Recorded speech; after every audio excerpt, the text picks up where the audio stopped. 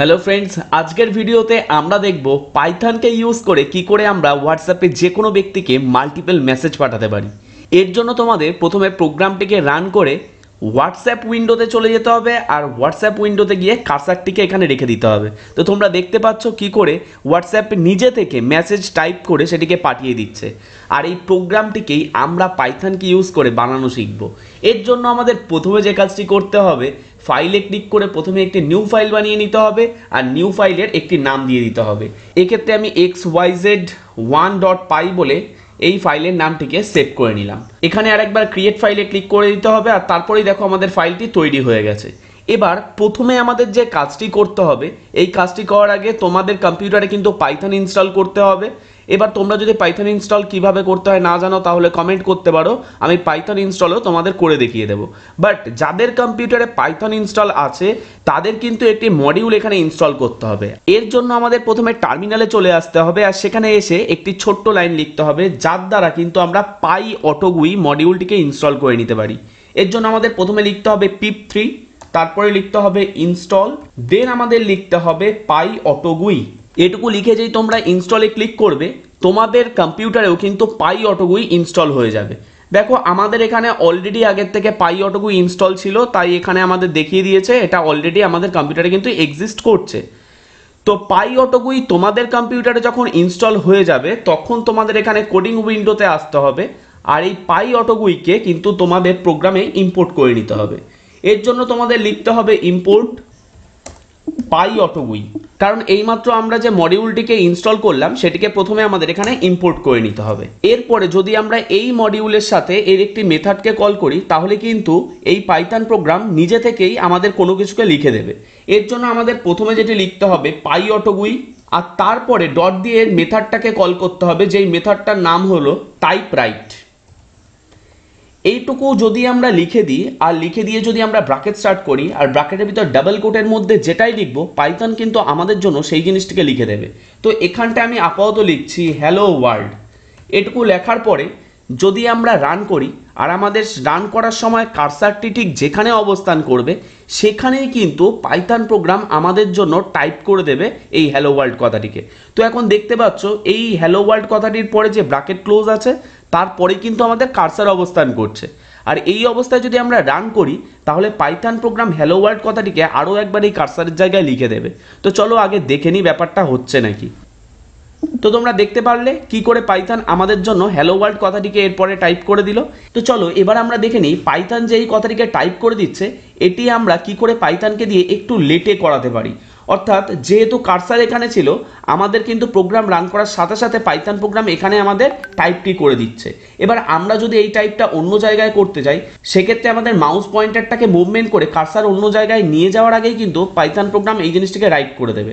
এই জন্য আমি এখানে নতুন একটি মডিউল ইম্পোর্ট করতে চাই যার নাম হলো টাইম।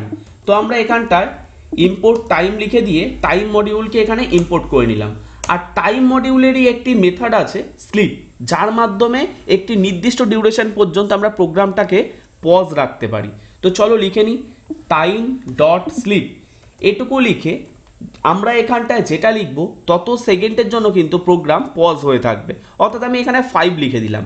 এবার 5 লিখে দেওয়ার মাধ্যমে কি হবে এই হ্যালো ওয়ার্ল্ড কথাটিকে তো পাইথন টাইপ করবে কিন্তু তার আগে 5 সেকেন্ডের পজ নিয়ে নেবে আর যেই টাইমের মধ্যে আমরা কিন্তু আমাদের নির্দিষ্ট সফটওয়্যারে বা নির্দিষ্ট লোকেশনে আমাদের কার্সারটিকে নিয়ে যেতে পারবো। তো চলো এবার আমরা কি করব প্রোগ্রামটিকে রান করব আর প্রোগ্রামটিকে রান করে আমরা হোয়াটসঅ্যাপ ওয়েবে চলে যাব। গিয়ে দেখবো হোয়াটসঅ্যাপ ওয়েবে কার্সার নিয়ে গেলে পাইথন প্রোগ্রাম আমাদের জন্য সেখানেও হ্যালো ওয়ার্ল্ড কথাটিকে টাইপ করে দিতে পারে নাকি। এর জন্য আমি প্রোগ্রামটিকে রান করলাম আর রান করার পরে ক্রোম থেকে আমরা হোয়াটসঅ্যাপ ওয়েবে গিয়ে কার্সারটিকে রেখে দিলাম। এবার এখানে খেয়াল রাখো তোমরা 5 সেকেন্ড পরে পাইথন প্রোগ্রাম আমাদের জন্য হ্যালো ওয়ার্ল্ড লিখে দিচ্ছে নাকি। তো তোমরা দেখতে পারলে পাইথন প্রোগ্রাম আমাদের জন্য কিন্তু হ্যালো ওয়ার্ল্ড কথাটিকে লিখে দিয়েছে কিন্তু এই হ্যালো ওয়ার্ল্ড কথাটিকে কিন্তু পাঠিয়ে দিতে পারছে না। কারণ পাঠিয়ে দিতে হলে পাইথন প্রোগ্রামকে এই এন্টার কিকে নিজের থেকে প্রেস করতে হবে আর পাইথন প্রোগ্রামকে নিজের থেকে কোনো একটা কি প্রেস করানোর জন্য এই PyAutoGUI মডিউলের একটি মেথড আছে যার নাম হচ্ছে প্রেস। তো তোমরা এখান থেকে প্রেস লিখতে পারো, প্রেস লিখে প্রেস মেথডের মধ্যে তোমরা লিখতে পারো এন্টার। তো এক্ষেত্রে পাইথন প্রোগ্রাম যেটা করবে প্রথমে তো একটা 5 সেকেন্ডের পজ নেবে তারপর টাইপরাইট মেথডকে কল করার জন্য হ্যালো ওয়ার্ল্ড কথাটিকে টাইপ করে দেবে দেন পাই অটোকিউয়ের সাথে প্রেস মেথডকে কল করার জন্য ও নিজে থেকেই এন্টার বাটন প্রেস করে দেবে, যার মাধ্যমে কিন্তু খুব সহজেই আমরা মেসেজটিকে পাঠিয়ে দিতে পারি। তো চলো আরও একবার আমরা প্রোগ্রামটিকে রান করি আর হোয়াটসঅ্যাপে যাই, গিয়ে আবারও একবার এই জিনিসটিকে কেটে দিয়ে কার্সারকে এখানে রেখে দিই। এবার দেখি জিনিসটিকে টাইপ করে পাঠিয়ে দিচ্ছে নাকি। তো তোমরা দেখতে পারলে পাইথন প্রোগ্রাম কিন্তু নিজে থেকেই হ্যালো ওয়ার্ল্ড কথাটিকে টাইপ করলো আর নিজে থেকেই কিন্তু এন্টার কি প্রেস করার মাধ্যমে আমাদের কথাটিকে পাঠিয়েও দিল। এবার আমি যদি মাল্টিপল বার এই জিনিসটিকে করতে চাই, এর জন্য পাইথন প্রোগ্রামের একটি লুপ আমাদের এখানে চালাতে হবে।